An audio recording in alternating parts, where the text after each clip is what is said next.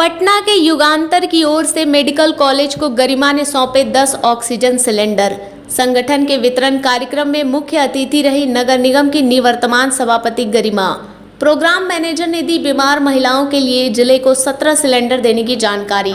News 9 times Bettiah से आशुतोष कुमार बंडवाल की bureau report. Patna मुख्यालय वाले और पूरे बिहार में कार्यरत राज्य के प्रतिनिधि स्वयंसेवी संगठन युगांतर के द्वारा गवर्नमेंट मेडिकल कॉलेज प्रबंधन को 10 ऑक्सीजन सिलेंडर निःशुल्क उपलब्ध कराए गए।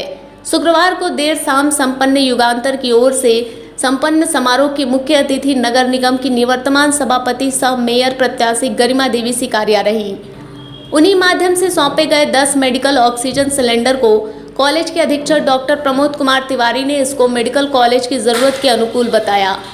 इसके उपयोग में महिलाओं को प्राथमिकता देने और इसकी उपलब्धता गरिमा सिकारिया के हाथों होने का भी डॉक्टर तिवारी ने पुरजोर स्वागत किया। उन्होंने कहा कि नगर निगम की निवर्तमान सभापति श्रीमती गरिमा सिकारिया महिला सशक्तिकरण और कर्मठता की उम्दा उदाहरण है। इस कार्यक्रम की मनोनीत मुख्य अतिथि गरिमा देवी सिकारिया ने युगांतर और उनकी टीम का स्वागत किया। वहीं मुख्य अतिथि गरिमा देवी सिकारिया ने खुद को महिला सशक्तिकरण के प्रतीक बनाने का आभार जताया। इसके साथ ही कहा कि आप सब डॉक्टर भगवान के प्रतिरूप कहे जाते हैं। आज इसका उदाहरण मैं स्वयं भी हूँ। आप सबकी ही मदद से जानलेवा दुर्घटना के शिकार होने के 3 माह के इलाज के बाद भी मैं पहले की तरह स्वस्थ और मजबूत हूँ। उन्होंने यह भी कहा कि कहने को आधी आबादी कही जाने वाली हम महिलाओं की तादाद हकीकत में आधी से भी कम है। शक्ति का स्वरूप मानी जाने वाली हम में से 90% महिलाओं की पारिवारिक और सामाजिक निर्णय भागीदारी नहीं के बराबर है। पटना के इस गैर सरकारी स्वयंसेवी संगठन युगांतर के द्वारा महिलाओं को सशक्त करने का अभियान स्वागत और समर्थन योग्य है। बिहार के इस प्रतिनिधि स्वयंसेवी संगठन की ओर से आज हमारे गवर्नमेंट मेडिकल कॉलेज को बड़ी तादाद ऑक्सीजन सिलेंडर उपलब्ध कराने की यह उत्तम पहल है। मुझे उम्मीद और विश्वास है कि मेडिकल कॉलेज प्रशासन युगांतर द्वारा उपलब्ध कराए गए ऑक्सीजन सिलेंडरों का बेहतर उपयोग करेगा। इस मौके पर मौजूद संस्था के प्रोग्राम मैनेजर पंकज किशोर ने कहा कि हमारी ओर से मेडिकल कॉलेज को 10 के अलावा बेतिया और मझौलिया पीएचसी को भी 7 अर्थात पश्चिमी चंपारण में कुल 17 ऑक्सीजन सिलेंडर को उपलब्ध कराया जा रहा है। मेडिकल कॉलेज अधीक्षक डॉक्टर प्रमोद तिवारी सहित सभी पदाधिकारीगण से हमारी प्रार्थना है कि हमारे संस्थान से प्राप्त ऑक्सीजन सिलेंडर का उपयोग बीमार महिलाओं के इलाज में प्राथमिकता के आधार पर की जाए। जैसा कि हमारे प्रोग्राम मैनेजर पंकज किशोर जी विजय जी युगांतर जो एक स्वयंसेवी संगठन है, एनजीओ जो गैर सरकारी संस्था है, उसके द्वारा एक अवसर प्रदान किया जा रहा है इस प्रोग्राम में, जहाँ पे मेडिकल कॉलेज में हम लोग सभी उपस्थित हुए। हमारे सुपरिटेंडेंट साहब और मेडिकल यहाँ के हॉस्पिटल से रिलेटेड जितने भी सदस्यगण हैं, सबका मैं हार्दिक अभिनंदन करती हूँ। और मेरे लिए कहा गया है कि महिला सशक्तिकरण का उदाहरण हूँ मैं। तो मैं कहना चाहूँगी कि इस क्षेत्र में उतरने के बाद सामाजिक और राजनीतिक तरफ से मैं संकल्पित हो चुकी हूँ कि मेरा जीवन इसी के लिए संकल्पित हो चुका है। आज भगवती ने मुझे एक दूसरा जीवन दान दिया है, जिसमें मैं खुद भी इस मेडिकल क्षेत्र से, हॉस्पिटल से और डॉक्टर से आज खुद मैं उस क्षेत्र से जुड़ के आई हूँ कि जहाँ पे मुझे पता चला है कि डॉक्टर सही में एक ईश्वर का रूप होता है। क्योंकि एक बहुत बड़े एक्सीडेंट से मैं निकल के आई हूँ और 3 महीने बाद मैं वापस आप लोगों के सामने हूँ। तो इसमें ईश्वर की कृपा है, लेकिन ईश्वर का माध्यम डॉक्टर ही रहे हैं जिन्होंने आज मुझे वापस से जीवन दान दिया है। तो यह युगांतर जो संस्था है, संस्था के द्वारा महिला के सशक्तिकरण और स्वास्थ्य के ऊपर कार्य किया जा रहा है, बहुत ही सराहनीय है। जिसमें 10 सिलेंडर ऑक्सीजन सिलेंडर प्रोवाइड किया जा रहा है इस मेडिकल कॉलेज को, जिससे आपदा से पहले, जैसे कोरोना के दूसरे वेव में जितनी खतरनाक स्थिति से सारे हॉस्पिटल्स गुजर चुके हैं, कितने मरीजों ने बिना ऑक्सीजन के कारण अपना दम तोड़ दिया, तो इसे आपदा से पहले ये ऑक्सीजन प्रोवाइड कर रहे हैं।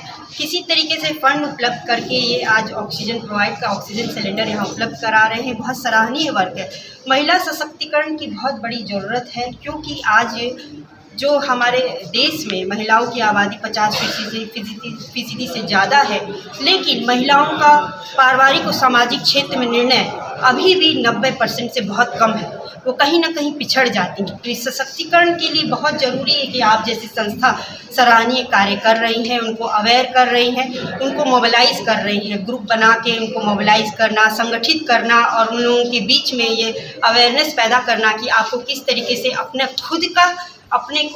आप को सशक्त करना है। ये बहुत बड़ी बात है और मैं इसके लिए आपको सराहती हूँ। और जिस तरीके से ये संस्था अभी लाइवलीहुड पे भी काम कर रही है और डिजास्टर पे भी काम कर रही है, ये बहुत सराहनीय वर्क है।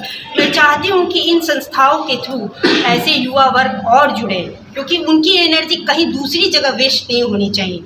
या तो वो अपने परिवार में होनी चाहिए, या तो वो अपने परिवार का पालन पोषण करे, अच्छी मुकाम को हासिल करे, या फिर ऐसे संगठन से भी जुड़े, साथ साथ में अपना सामाजिक दायित्व भी पूरा करे कि वो लोगों को अवेयर कर सके, क्योंकि हम जनप्रतिनिधि यही कर सकते हैं कि आपकी आवाज़ बन सकते हैं और हमारी आवाज़ का माध्यम आप ही हैं।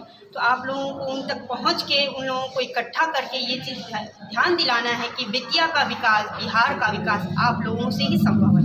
तो मैं बहुत बहुत सराहती हूँ युगांतर संस्था को और मेडिकल कॉलेज के इन सुप्रिटेंडेंट साहब को, यहाँ के पारिवारिक सदस्य को, सबको आज ये मौका अवसर प्रदान किया गया। धन्यवाद। युगांतर एक गैर सरकारी NGO संस्था है जिसमें इनके द्वारा महिला सशक्तिकरण और उसके स्वास्थ्य पे वर्क किया जा रहा है। और इसके अलावा ये बहुत सारे काम करती हैं, जैसे कि लाइवलीहुड पे काम कर रही हैं और डिजास्टर पे काम कर रही हैं, प्लस उसके बाद वेलफेयर पे काम कर रही हैं। तो इनका मेन मकसद अभी बेतिया में आने का यही है कि यहाँ पे GMCH में यहाँ पे 10 सिलेंडर ये गैस ऑक्सीजन सिलेंडर प्रोवाइड कर रहे हैं। तो इसी अवसर पे मुझे आने का और इसी प्रोग्राम में मुझे आने का अवसर मिला। तो आने के बाद मुझे जानकारी हुई, इनके प्रोग्राम मैनेजर से मिलने के बाद मुझे जानकारी हुई कि ये कितने एनर्जेटिक हैं, लोगों के बीच में अभी कितनी चाहत है कि लोगों के बीच में ये अवेयरनेस पहुँचाएँ, ख़ास तौर से महिलाओं में सशक्तिकरण जागरूकता फैलाएं कि उनको अपने स्वास्थ्य पर कितना ध्यान देना चाहिए। तो ये आपदा से पहले उनको तैयार करते हैं कि कोविड अगर नेक्स्ट वेव अगर कभी आती है तो आप लोगों को किस तरीके से अपने आप को तैयार करना चाहिए। और मेडिकल कॉलेज में, जहाँ मेडिकल हॉस्पिटल में जहाँ पे ऑक्सीजन की हमेशा ज़रूरत पड़ती है, क्योंकि हम लोग कोरोना काल में देख चुके हैं कि किस हद तक ऑक्सीजन के लोग मर रहे थे। तो इनके द्वारा ये सहयोग जो दिया जा रहा है बहुत ही सराहनीय है। और ऐसी संस्था के लिए मैं चाहूँगी कि अग्रतर हुए और आगे आए और इनको अवसर प्रदान किया जाए, और सरकार की तरफ से, हमारी तरफ से भी, कि ये और अच्छा कर सके। जहाँ इनको ज़रूरत रहे वहाँ हमेशा इनका हम सहयोग कर सकें। धन्यवाद।